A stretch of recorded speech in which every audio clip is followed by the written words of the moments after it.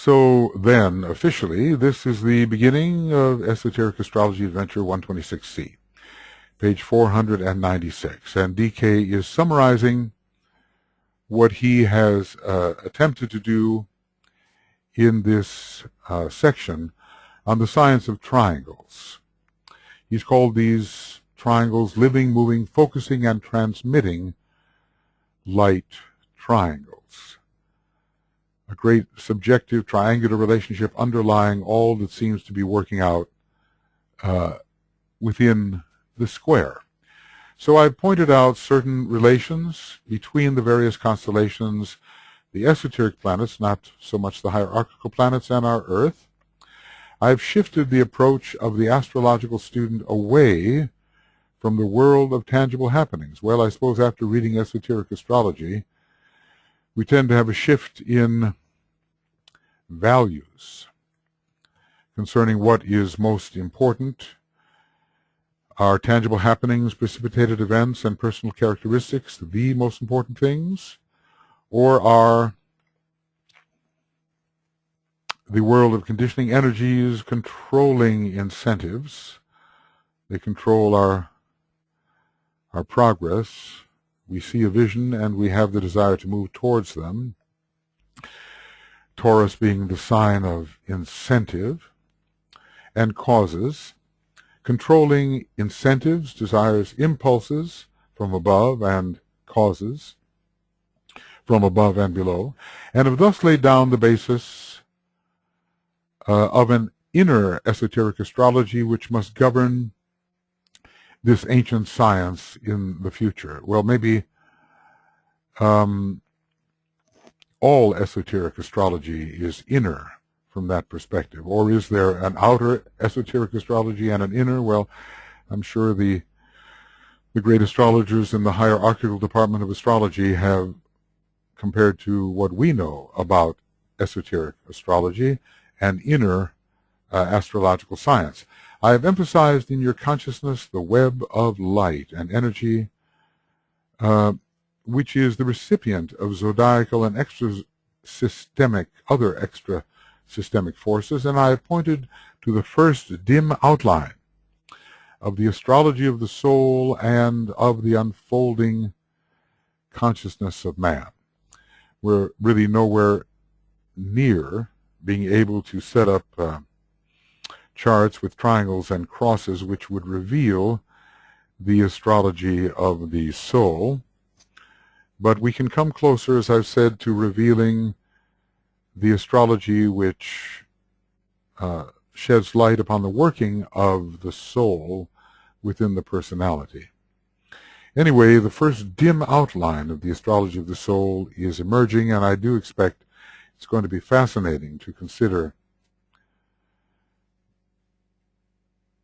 what Master DK might give in the year 2025 and following, because astrology is mentioned as specifically in relation to the third installment. I suppose since it's the third installment, the development of astrology, which is always associated with number 3, would be natural enough. I wonder how he will present that.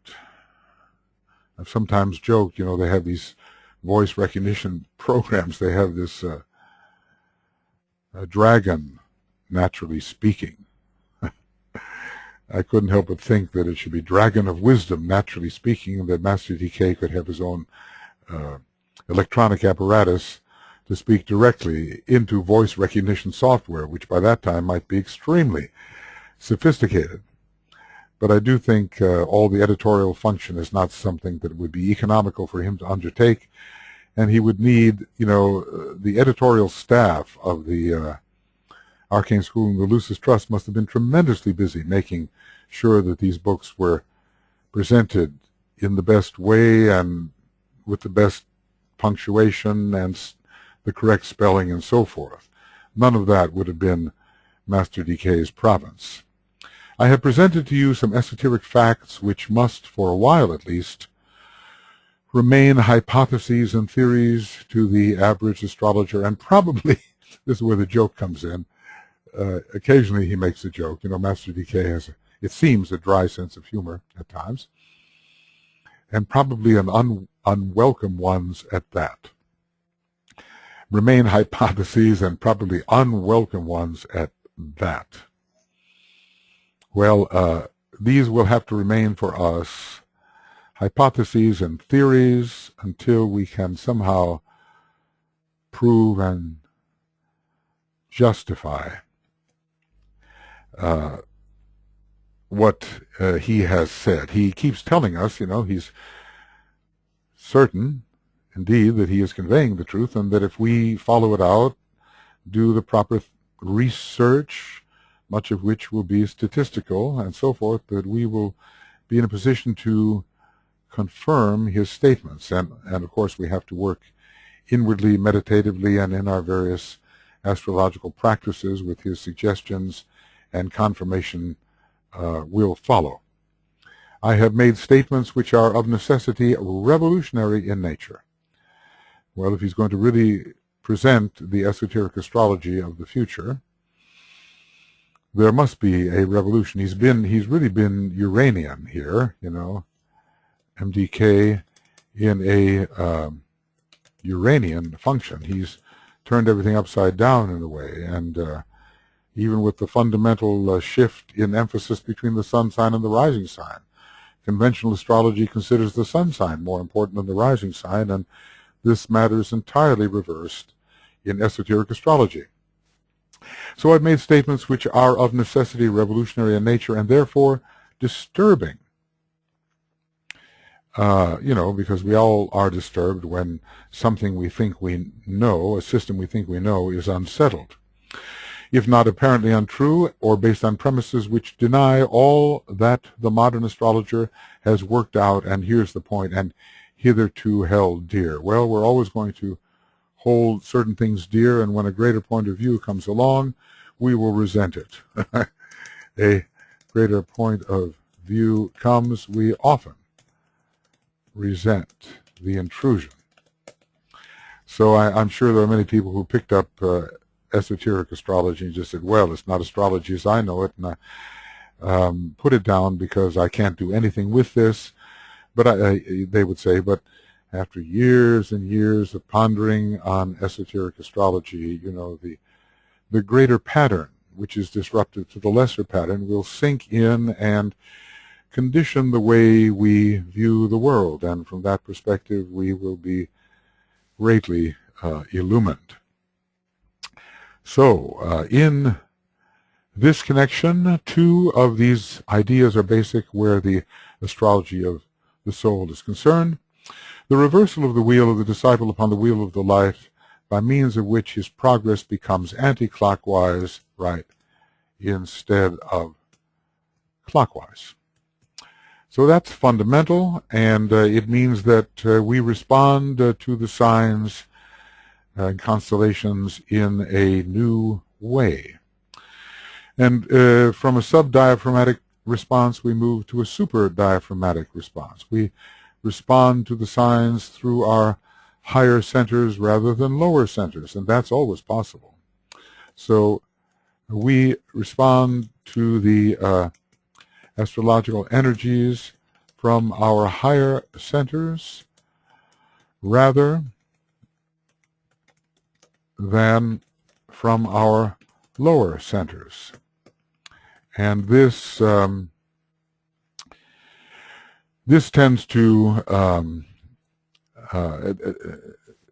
indicate that there are periods between, and in transitional periods, response comes from both. So, so many of us are in transition, you know, between the human life and the truly spiritual life, and so to the different astrological energies, a response will come from the lower or the higher, sometimes with distressing rapidity of fluctuation. That's essentially what it means to reverse the wheel. It means to respond to the same energies in a different way, because the energy flows within the etheric body are are reversing themselves. That much can be reversed. We're not going to somehow the wheel of the zodiac constellations may be turning.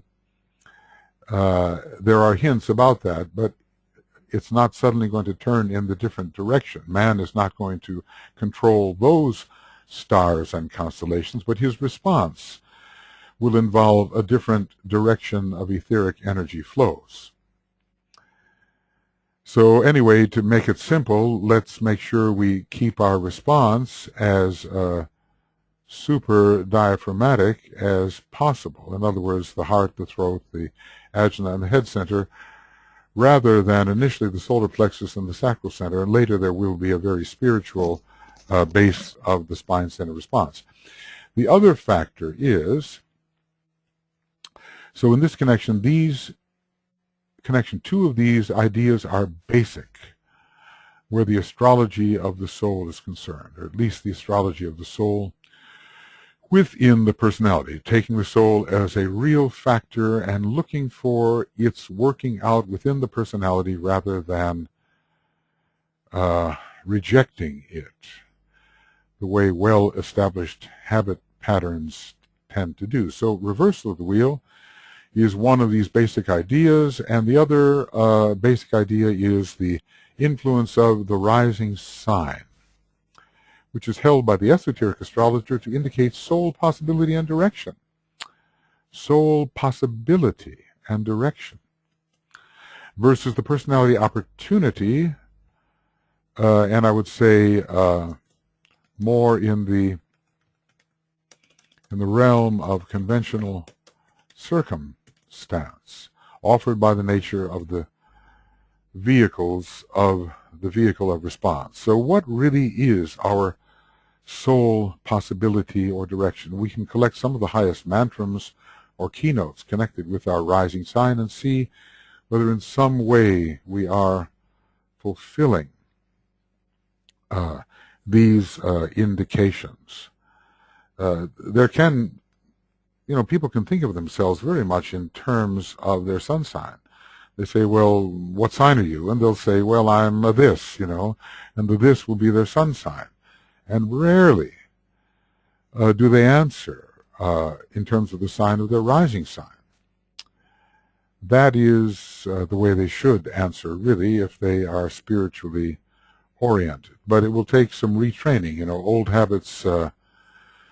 Old habits die hard here. So these two factors are considered completely basic: the reversal of the wheel and the influence of the rising sign. And I'll say two basic factors: the reversal of the wheel, and the influence of the rising sign. Whoop. Have all of these. There we go. These two ideas are obviously revolutionary. Well, they go in opposite directions, don't they? We're talking about two factors: the wheel in two directions, and two points of focus in the chart, and which one will be the major one. So they are obviously revolutionary, and when to them you add the new sets of planetary rulers which I've given you, it is not surprising if you feel the vastness of the astrological theme. Well, I suppose it's really just about as big as cosmos is. And the kind, we're not doing galactic astrology here, are we? Of course, there are probably some beings in our vast cosmos which are doing that. We're not doing the astrology of the galactic arms, are we? Or the astrology which influences the relationship between various ones about whom naught may be said, or even the astrology of the interrelation of the chakras within a one about whom naught may be said. Interconstellational astrology. We're not doing that. We are learning a little bit, however, about their relationships. We don't know anything about their relative stage of consciousness unfoldment, but we know something about how they're connected to each other, how they're connected to certain great constellations and to planets, and eventually right down here to our own level. So DK has drawn for us a very vast horizon, even though it's tiny compared to the whole extent of cosmos. Well, we've been doing this forever. What a statement. We've been alive as life, in terms of what life really is, forever. And that in itself is a very destructive thought. It certainly destroys Saturn in one of its meanings. It's like Uranus destroys Saturn. Eternity destroys time. So it is not surprising if you feel the vastness of the astrological theme. This, however, was the first reaction which I hoped to get from you. Well, one of the ways of destroying one's attachment to a small configuration is to present attractively a much larger configuration in which the small configuration is just a tiny part. This will be destructive of the bands of attraction which connect us to the small configuration only. This, however, was the first reaction which I hope to get from you. Astrology must now argue from the universal to the particular, because it must, in the future, deal with soul unfoldment and not with the personality horoscope as hitherto. And let's just say that this is an example of the astrology of the soul in action, dealing with soul unfoldment. So, what really will that be? And it will be the increase in our consciousness. That is what it will be. An expansion and deepening of our consciousness. At this point, I would remind you that nothing I've said negates the charting of the personality horoscope as at present done in the case of the average man who is proceeding clockwise around the wheel of life. And, there is much success and much of value in the charting of such horoscopes. This can be valuable. And he has to say this for protective reasons because, just the way excited esoteric healers want to throw out the whole medical profession, some of them. So excited esoteric astrologers will say, well, there's nothing in your conventional astrology. You have to attend only to esoteric astrology. And that would be a mistake, right? I have but brought into your field of astrological research the astrology of the human consciousness, of the solar angel, the son of mind, and the spiritual man. Well, I want to, tend to fixate upon certain important paragraphs, and this is what he has done, indeed. This is what he's trying to do in the book. I have but brought into your field of astrological research the astrology of the human consciousness, of the solar angel, which from a certain respect is underlying our higher mental consciousness, of the son of mind and the spiritual man, and also eventually the astrology of the monad. All these he has brought into our awareness. So this, this is, what do I do here? Perhaps put this into esoteric astrology 498. I tend also to want to excise the best. As I was working in Cosmic Fire, for a number of years, I always wanted to excise the best statements and make them available. What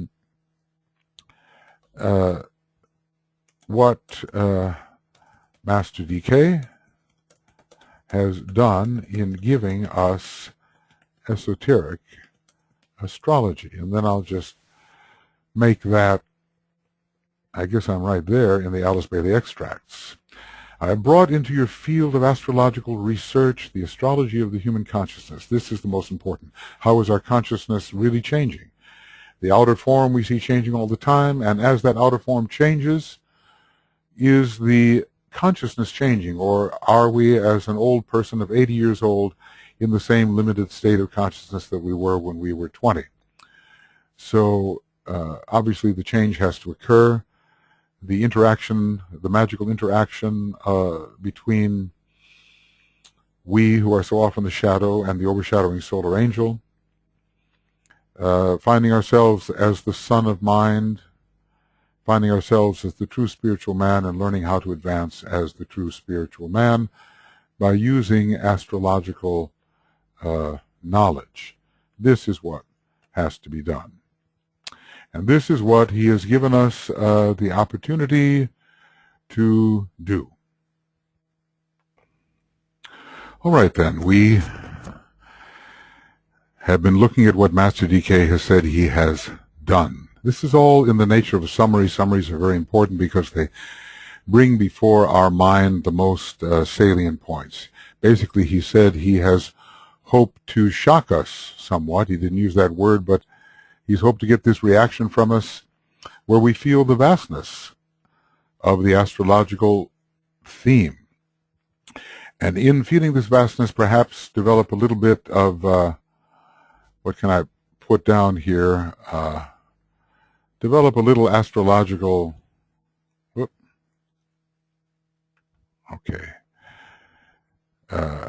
humility. All right.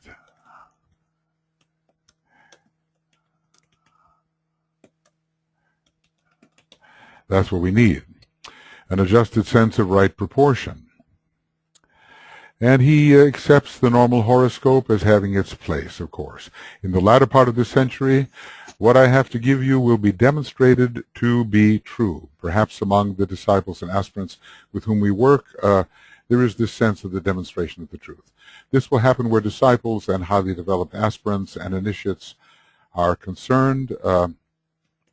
At least among the esotericists I know, and those within the organizations, the University of Seven Rays, Morya Federation, the AUM organization, Northern Light organization, many organizations where there are these types of people, there has been, at least as far as the members are concerned, a demonstration of the truth of that part of this new esoteric astrology they can understand. None of us can understand the whole of it, I suspect.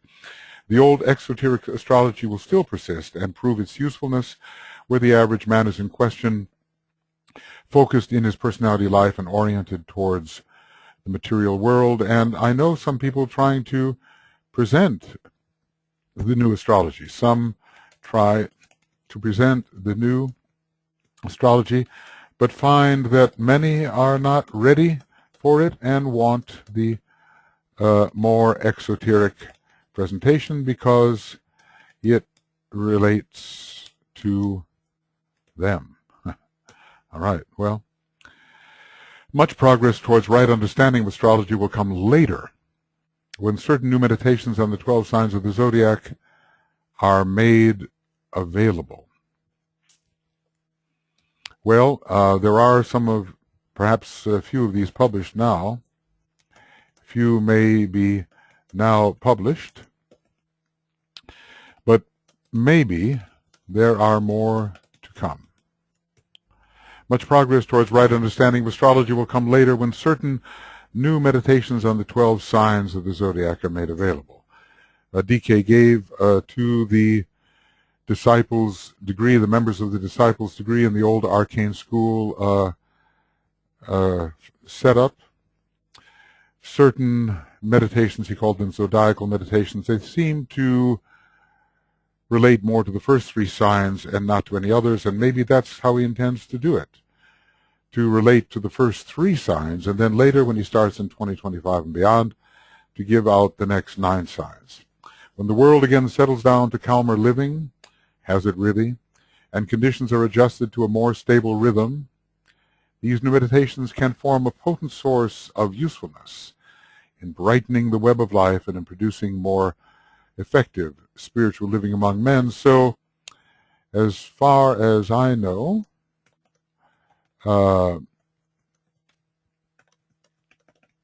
these will have to be given out in 2025 and following.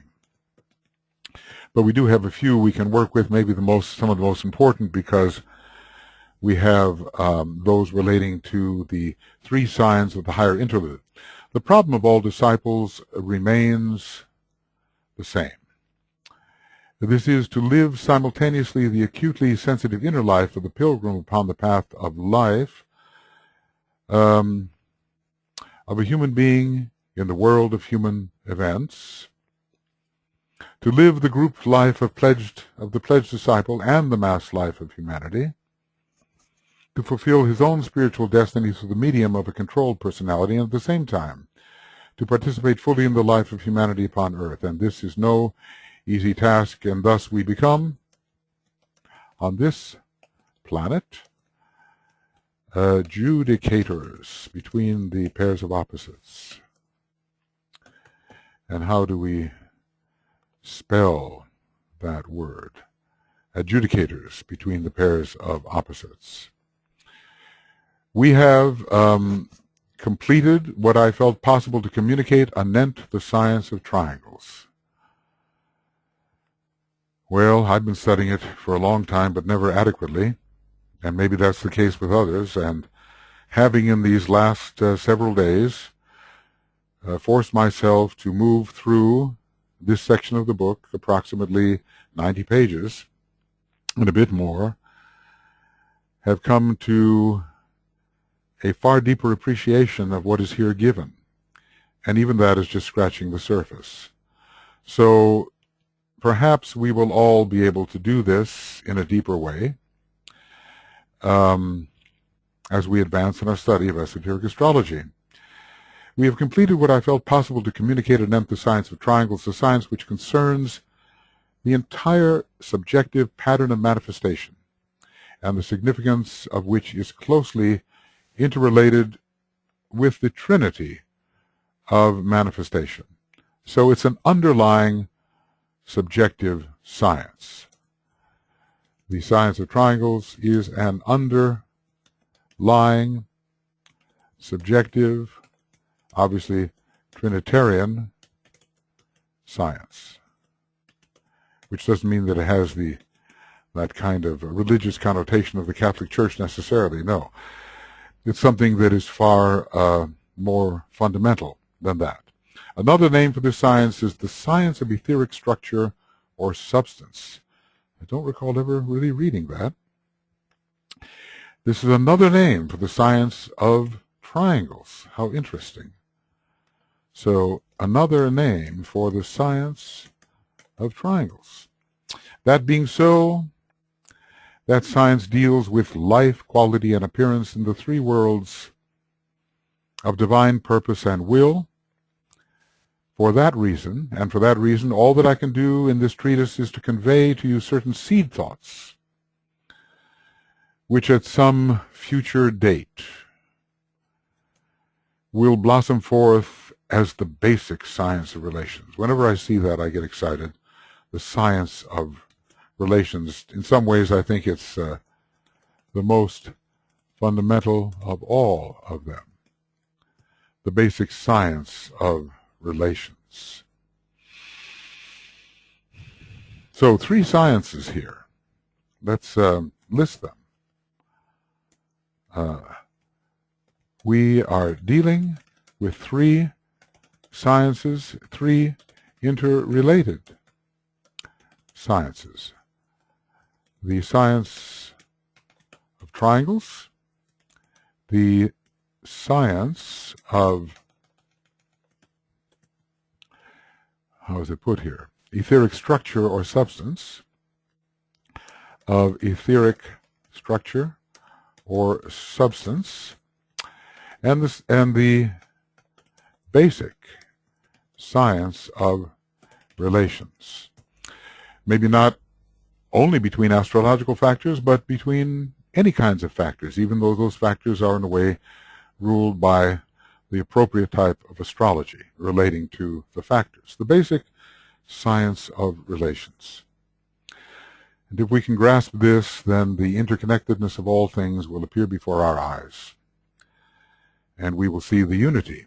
The whole will be seen as one, and yet it will be an articulated one. It won't be just a mystical, homogeneous one, although there's a sense in which that too must be seen. The unity must be isolated, but all of the articulation within the oneness must be also revealed.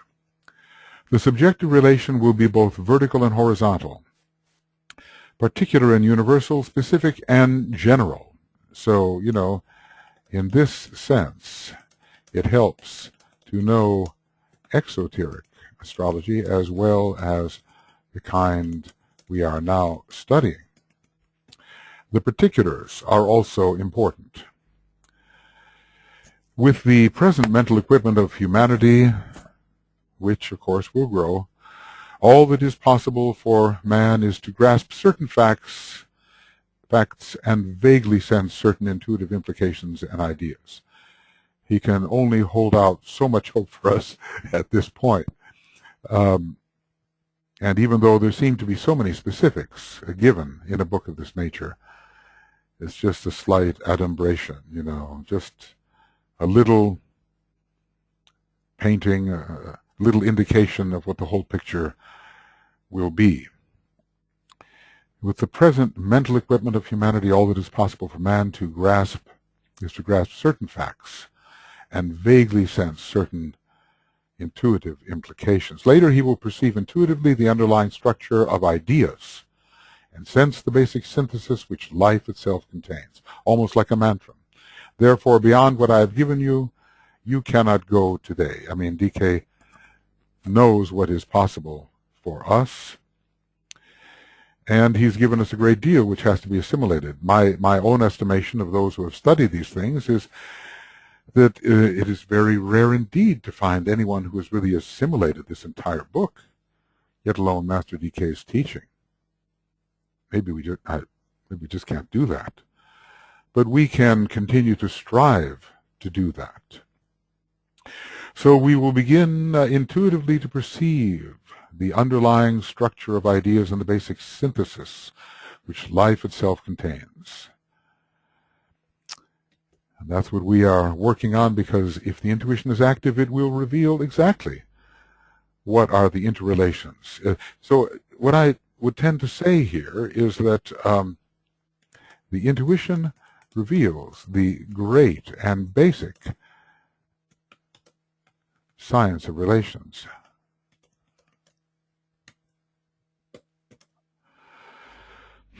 It's the science in which I find myself most interested. Once had someone tell me, someone very perceptive long ago, that in my life I would take everything apart and put it back together. It almost sounds like the Dalai Lama's attitude towards watches, although he jokes that while he does take them apart, it's rather harder to put them back together. So the fifth-ray, third-ray type of analysis is very important, but then second-ray and fourth-ray have to link all these pieces, ISIS-like, so they come back together in the right form, an archetypal form. But the aftermath of the war will change all this.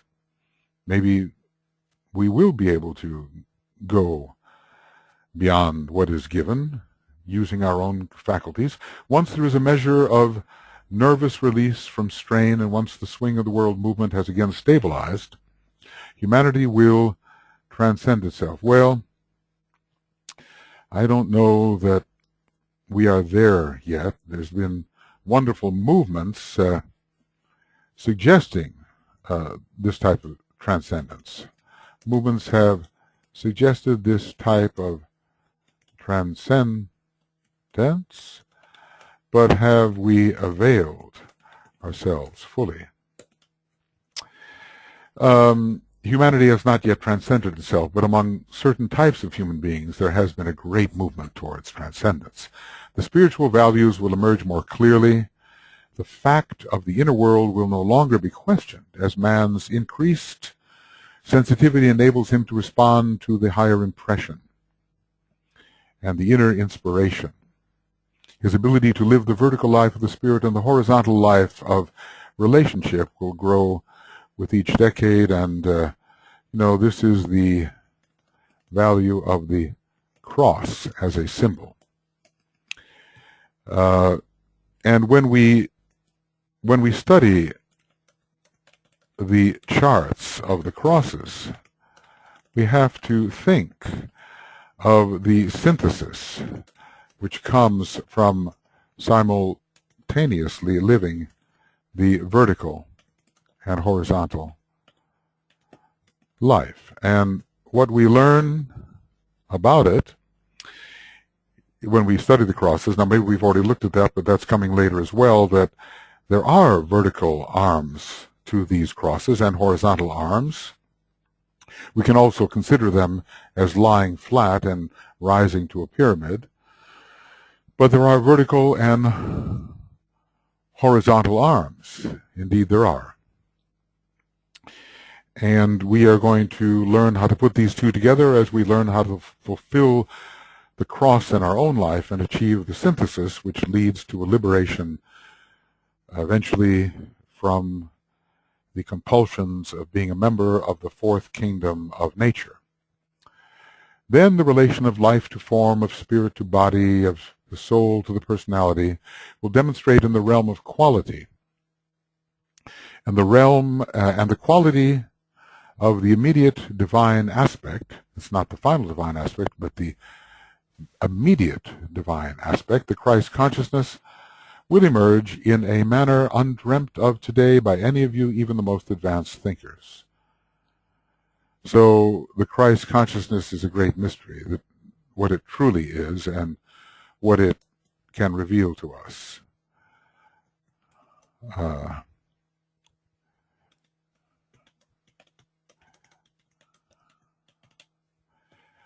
So we think we know something about the Christ consciousness, but in a way it's more in the Virgoan sense of that which is emerging rather than its fullness in Aquarius and Pisces. Speculation on your part is useless. There does come a time when speculation is useless. It just doesn't penetrate the revelation. Sometimes speculation will not penetrate the revelation. Time alone will serve to demonstrate the veracity of the picture I portray and the validity of the inner spiritual structure.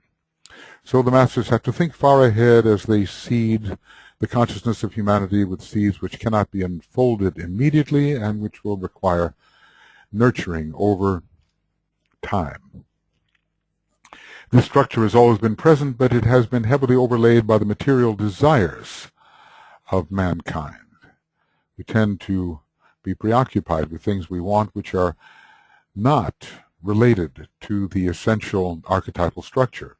A thick crust, if I may use such a word, of thought forms veils and hides the inner realm of beauty and of meaning, of quality and spiritual consciousness. All of this is suggesting the summary that he's in. The revelation is ever present, and we are not perceiving it because we are too preoccupied with our own thoughts. This crust is being blasted away. Right now we have a very powerful Uranus-Pluto square in the sky. It's going to last a long time.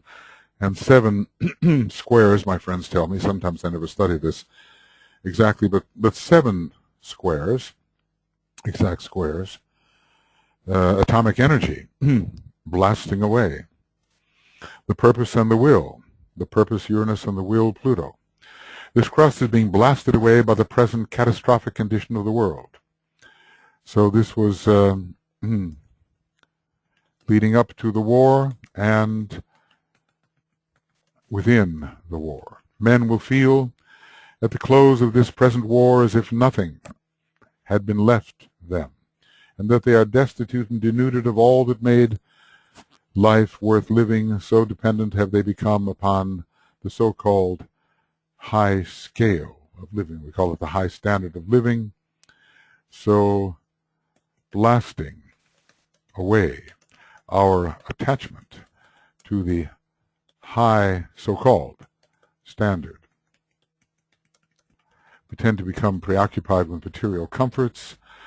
I guess in the United States with this Jupiter in Cancer, which is a planet exalted in Cancer because it brings the lower elemental life to fruition, we've become so attached to that life.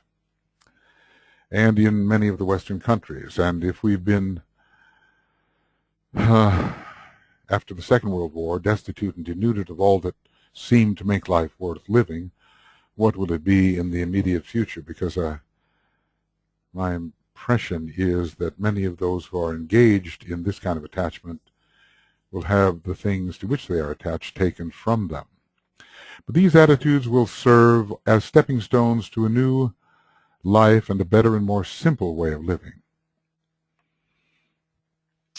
The new values, to which we don't seem to have the time to attend, will be released and comprehended among men, and new goals will be revealed. And, 80 years ago this was written, or 70-some. And the day will come in the experience of humanity when men will look back at the pre-war centuries and wonder at their blindness and be shocked at their selfish, materialistic past. The day will come when men will look back at the pre-war centuries, 19, 18, 17, 16, 15. Of course, the 20th century was the Great Warring Century, and what of the 21st century? Will the Shambhala impact of the year 2000 really be less destructive? As DK said, it could be, if we took the proper precautions. When men will look back at the pre-war centuries and wonder at their blindness and be shocked at their selfish and materialistic past, the future will shine with an added glory. And I suppose because of all that we've gone through, and through difficulties and the problems incident to world adjustment of the new relationships between the spiritual man and his material environment will be found, the future will prove itself as the best yet unrolled. The word rolls forth, beauty and glory, veil me not, I stand revealed. The future will shine with an added glory, and though difficulties and the problems incident to world adjustment and the new relationships between the spiritual man and his material environment will be found, the future will prove itself as the best yet unrolled. Difficulties will be found on all planes up until the last initiation.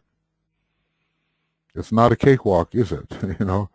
Once one is a master, still more difficulties exist. But the destructiveness of the life process will never again be so potent, I suppose, because the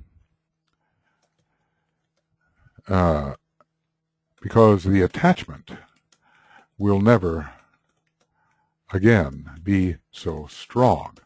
And I want to say the attachment to things and states of the lower three worlds will never again be so strong. So there will not be the need for such a dramatic destructive process. The reason for this is humanity is most definitely emerging from the thraldom of matter, and in such cases destruction parallels the impact of the descending spirit upon opposing matter. Ponder on this statement. We are on the reversing wheel, humanity is. We are emerging from the slavery to the material conditions of the previous solar system.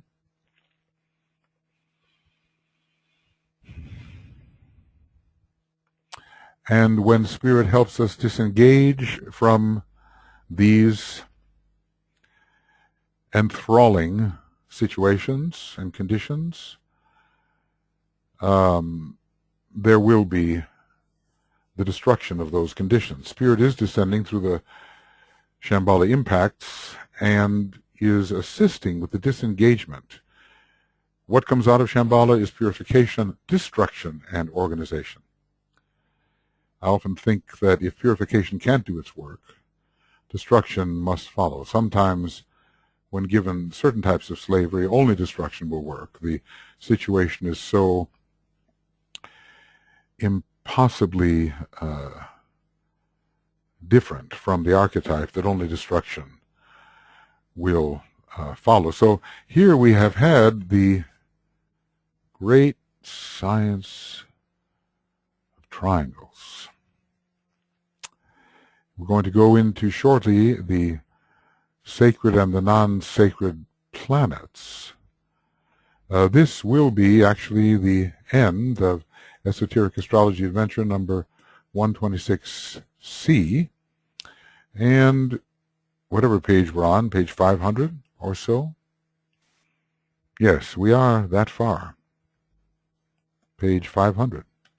I'm happy to reach that point because it tells me something about the progress in these commentaries. And beginning of Esoteric Astrology Adventure number 127A, page 500.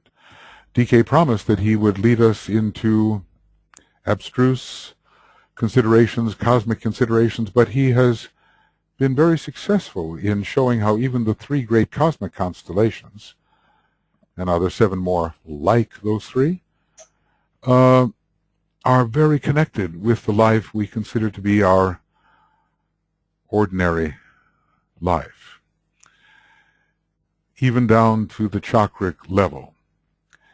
We can look at all things in nature and wonder about their underlying triangulation, even though they are, in a sense, manifesting within the square. Every being can be interpreted in terms of a subjective triangulation, and our lives as well, as we assess the threefold nature of our personality and the balance therein achieved or not achieved, and the threefold nature of our soul,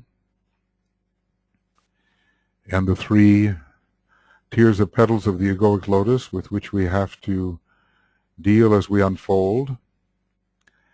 We can view the world from a new subjective perspective, having been somewhat informed about this great science of triangles, the triangle hovering above the square, and our spiritual life hovering above our field of manifestation. And can we look into our astrological chart and see the most important triangles, and which, given the fact that there will be triangles in revolution, which one of the members of the triangle stands in the most prominent position? Can we do that and in some way develop a deeper esoteric interpretation of our life process based upon what Master DK has provided, and refuse to fall into the usual personality interpretations? I suppose everyone should look at his rising sign, sun sign, and moon sign, and then from another perspective his sun sign, rising sign, and point opposite the sun sign. We should all look at the crosses. This will be taken up shortly, and so we will be in a better position to see how the triangles hover above the crosses. If we elevate a triangle, we get a tetrahedron. We always find a point of being or of greater authority within the center of the triangle. The point within the triangle has also to be considered. So are we receptive enough to the new esoteric astrology presented by the Tibetan to allow ourselves to take our eyes for a little while off the personality astrology with which we may have been so fully involved, and begin to look at the larger astrological environment and interrelations in it that we may hardly have suspected? And can we study the evolution of the human being in such a way that his spiritual evolution will be meaningful to us?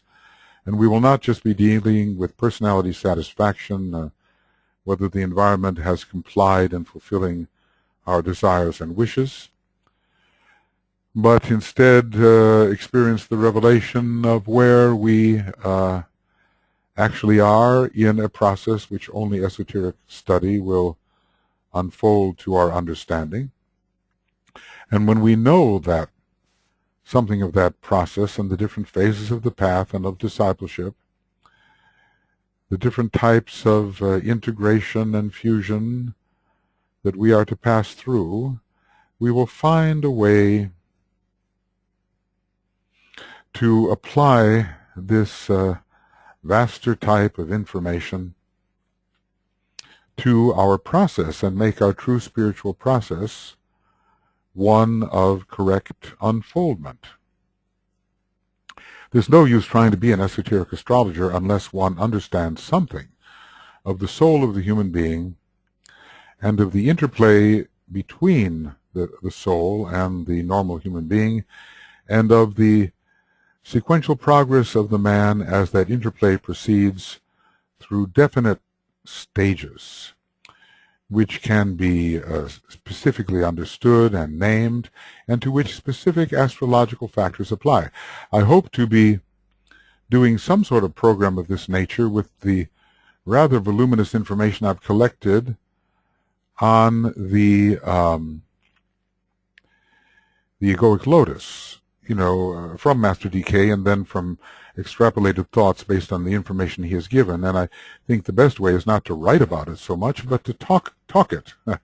I know it may place an added burden on those who listen, but maybe in some ways it will be more alive, because I'd like to go petal by petal, tier by tier, and talk about all the astrological and rheological factors which are related to the unfoldment of the egoic lotus. I'd like to be able to do that, and God willing, I will have the time to do it,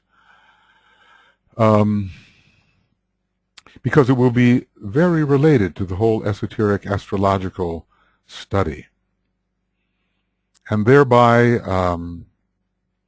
as we absorb in a practical manner the meaning of these planets and signs and stars and constellations in our process of spiritual unfoldment, we will begin to live more scientifically and with more spiritual control and with greater certainty concerning the objectives we must achieve, and not blunder around so much, bumping into this and that and learning the hard way, but maybe be able to think ahead as to what must be unfolded in our lives. It is something about humanity with this fourth ray that it learns often through unnecessary conflict what is the better way. Not all conflicts are necessary, and some conflicts are produced simply by ignorance and can be avoided because they are a waste of time. Many fights are a waste of time. So one has to choose one's battles. Sometimes they are inevitable, as between the different aspects of our nature. There will always be a conflict between soul and personality until a certain point of harmony is reached, and then there will be a conflict between the soul-infused personality and the spirit aspects, which want the consciousness to see in a larger sphere and to dedicate itself to larger objectives.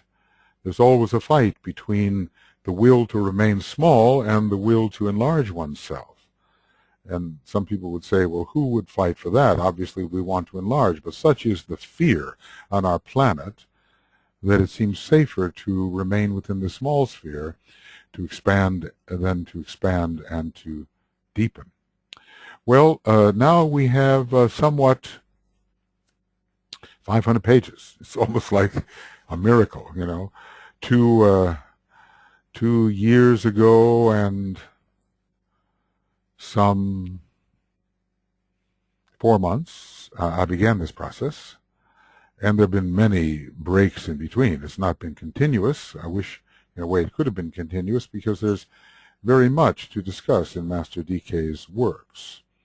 And maybe others will, like to also take up this, somewhat experienced students taking up this commentary, realizing that anything that they can say will be a limitation upon what Master DK has said, but will also possibly extend the thought and offer connections which might not have been realized by students who study the book. So we'll be going on to a very interesting area of the sacred and non-sacred planets, and what I would like to do is to close this section on the science of triangles with the sounding of the great invocation.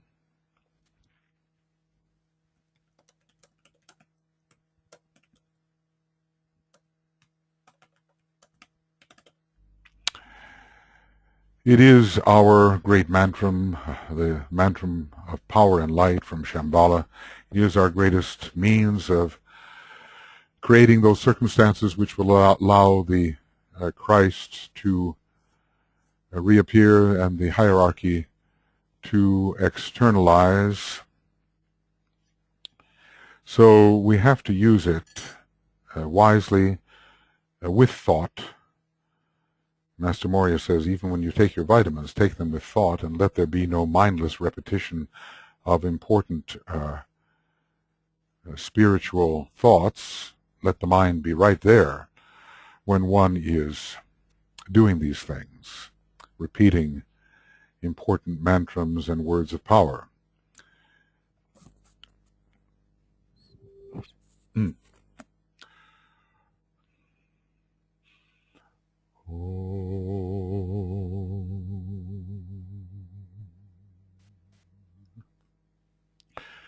From the point of light within the mind of God, let light stream forth into the minds of men. Let light descend on earth.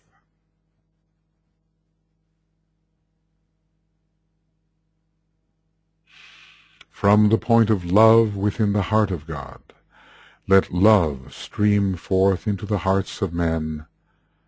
May Christ return to earth.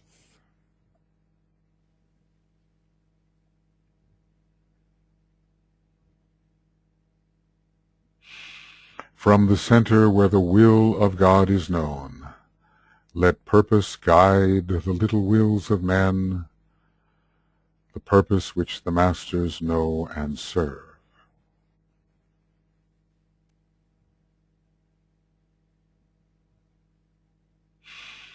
From the center which we call the race of men, let the plan of love and light work out, and may it seal the door where evil dwells.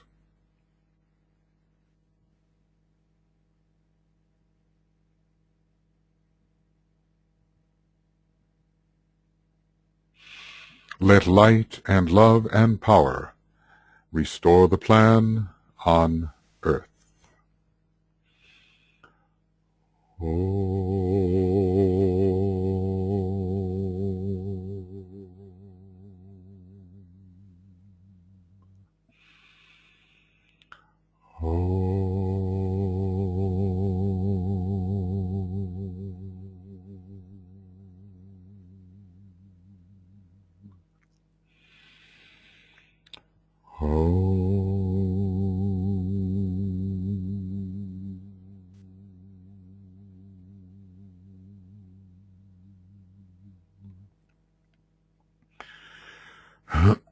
Okay, friends, we'll be off onto a new section now, just about 170 or 80 pages left. I wonder how many pages actually we do have left in this book. 600, almost 200 pages.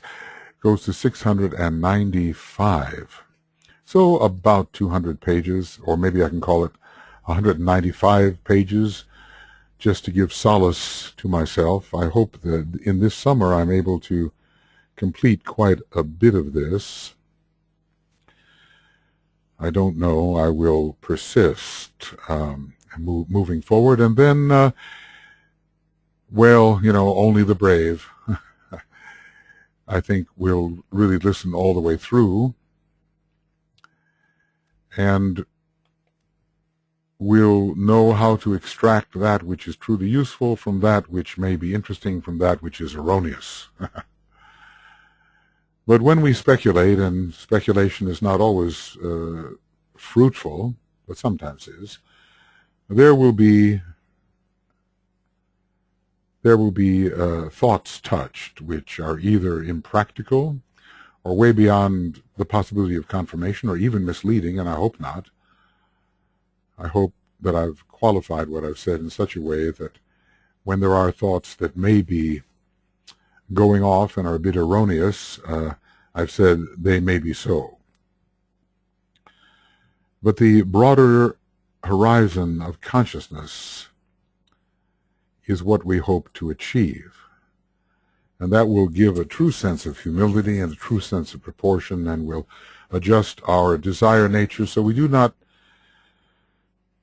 desire that which is impossible, but we desire that which is achievable. And in the achievement of those elevated desires will come the happiness and the joy of living in this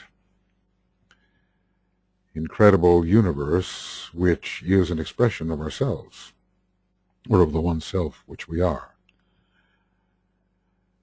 So we're dealing with a lot of details and particulars, but we're dealing with the many. But let us not forget, even more importantly, lies the one which has become the many. And if, when we use esoteric astrology and study esoteric astrology, we forget the one and get lost in the many, then we are not sustaining the type of consciousness necessary to truly represent this science as it must be represented. The one and the many, it's a theme that types upon the third ray, excuse me, types upon the third ray, or who access the third ray, must work out. The ongoing relationship between the one and the many, and being equally skillful in both, to work with the many while ever isolating the unity which is the one. This we must achieve. Well, anyway, I better stop talking, and we'll get on to Esoteric Astrology 127A, page 500, which will be a discussion of the sacred and the non-sacred planets. It'll be a little more concrete, I suppose, in some ways, than this vast science of triangles. So, friends, we'll see you then, and onward we go.